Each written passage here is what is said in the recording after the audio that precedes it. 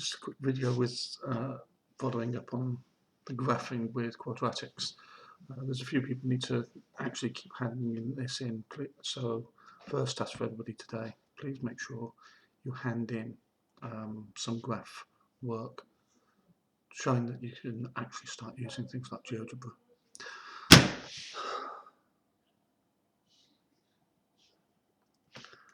So we're going to go through finding some solutions to these, see what's happening. I'm going to try to make some factorized forms where possible. I'll use the formula to create the two what are called roots or two solutions. So start with this graph, and if I go into GeoGebra, in the input box, so this is geogebra.org/calculator, in there I'm going to type in the equation. So I want to do 4x, and I use a hat to do the power of 2, or you can use one of these little tools down the bottom. Then I need to make sure that you come out of that power part, so make sure you use right to create the space, and then we add 4 to it to create our equation. So that's what the graph looks like. And the first thing you should notice is if x is 0, x equals 0, we get the output from this graph, we get y is 4. And that's the point that we see here on the intercept. The next bit that we're going to do is we're going to have a look at the solutions to the graph. So do it by, I think this will actually factorize. If I take out the 4, I've got x squared minus 2x plus 1. This we know factorizes 2. Two numbers multiplied to give me 1 is 1. They are the same sign because that's a positive sign. They add together to give me minus 2, so it's a minus 1. So we actually have a factorized version which looks like that. That means I actually have solutions when this equals 0, when x equals 1, we get a repeated solution. It comes up twice, and that means it touches only in one place. That point there. So that's factorized or solving, or you can use the quadratic equation.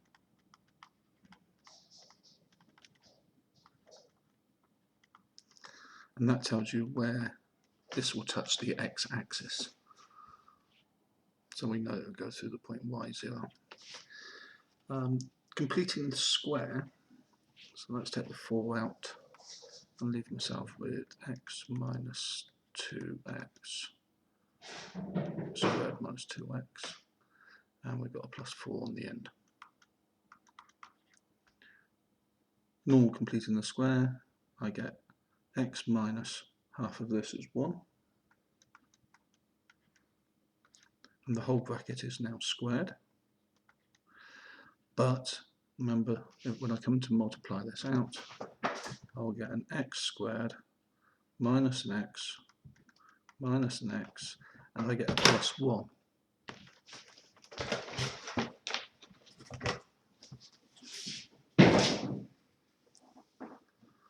Minus 1 times minus 1 is a plus 1. This 1 is too much, so I've got 4 lots of this 1, because all of this needs multiplying by 4. So I've got to correct by subtracting 4 from it. And add the 4 from the constant. That actually gives me no part on the outside. And these two parts actually tell me something as well. The minus 1 there, and the fact we've got 0. The 0 tells me what happens, how it's moved, my normal quadratic equation. So if I think about the graph, it actually does this to all points. It moves the x in the wrong direction, And the reason it moves the x in the wrong direction is you've effectively got x equals coming out. So this actually moves it one square to the right, and then the number part on the outside tells it how to move up. So this is negative part of the x direction, and the y direction itself tells you how far to move up. So that actually told me how the graph has moved. So if we look at this curve, we've moved one square to the right, no spaces up. So let's look at the next one. Move it over to the other side. I'm just going to change the equation, so it's a 2x to the power of 2. Well, that's still there, that one. Remember to not leave it in the powers. Plus 8x plus 10. And that's my equation. So the graph has now moved in this position. And I'll move it up a little bit. So let's look at the details. First thing is, this always tells me what happens when x equals 0. So that says when x equals 0, y equals 10. So let's move this over, take it to the side of the screen.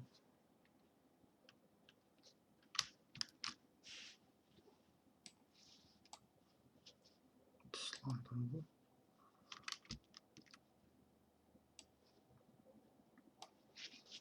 So there's my intercept.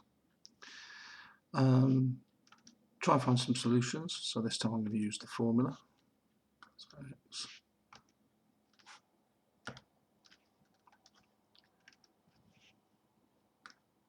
x equals minus b plus or minus the square root of b squared minus 4 times 2 times 10,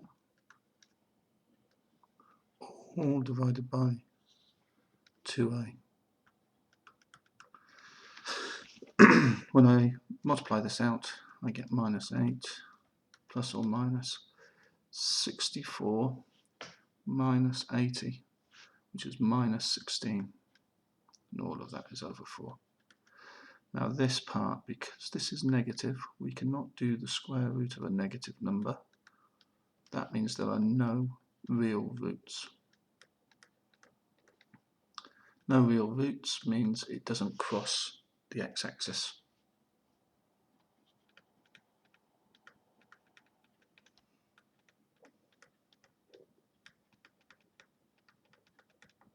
Okay. When I come along and do completing the square, let's take the 2 out, and we've got x squared plus 4x plus 10 on the outside equals 0.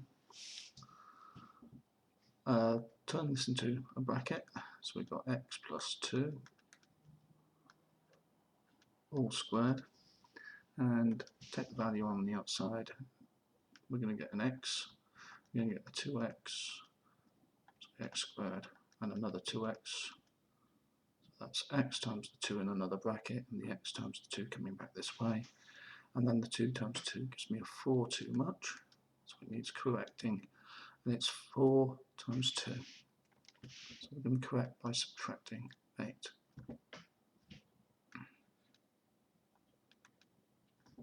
All of this needs multiplying by 2.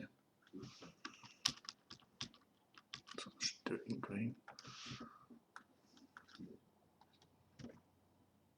And so that becomes a minus 8 plus 10 equals 0. And what we've got here is we've got x plus 2 all squared plus a 2 on the outside equals nothing. This plus 2 actually also implies this. This has told the graph to move up. If it's moved up, then it's not going to cross the x-axis unless this is a negative x squared graph. So it has actually moved minus 2 in the x direction and plus 2 in the y direction. minus 2 in the x direction plus 2 in the y direction. It's always this bit inside, the other way around.